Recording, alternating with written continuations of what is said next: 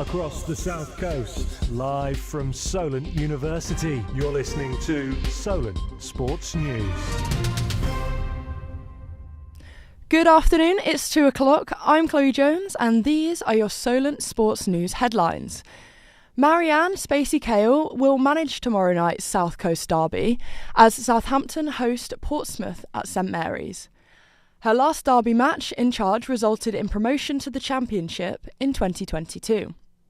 Spacey Cale returned to the dugout last weekend as interim head coach following the departure of Remy Allen.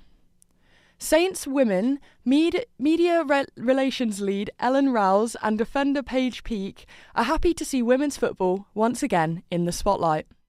We want to showcase the girls in the best light possible and hopefully get some more attention on the women's game. So by inviting media down to days like today, it just gets more eyes across it and hopefully we'll see more fans coming out to the games. It's all about, promoting the game, getting increased attendances, increased coverage, which will only grow the game bigger, which is what we want. AFC Bournemouth women are now one win away from being crowned champions of the National League South West after Wednesday's win against Moneyfields. And now it's over. Bournemouth elated. 3 points against Bristol Rovers on Sunday will see them being announced league winners at the Vitality Stadium. Despite ruffling some feathers with his squad selection for tonight, Thomas Tuchel has been welcomed by England fans. I think England's been almost good for a while now, and I think someone new will push the boat out a bit and get them to the end. I think he'll be able to get the best out of the team. He's managed big players like Harry Kane as well, and that should hopefully give him some advantages, yeah. To be honest with Tuchel, I think it's just about a breath of fresh air. I think a bit more excitement. I think it's just got a bit stale recently in England the last few years. For the amount of talent we have, especially going forward, it just hasn't been exciting enough, and I think hopefully he'll be able to give us that. Tuchel will manage his first England game tonight as the Three Lions host Albania in a World Cup qualifier. Lewis Hamilton has taken pole position for tomorrow's sprint race at the Chinese Grand Prix.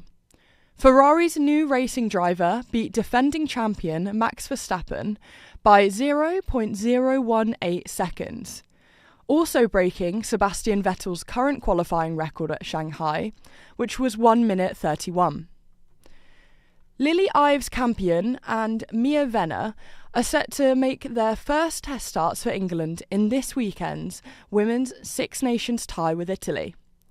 England have dominated in their previous Six Nations meetings with Italy, having won all 18 matches.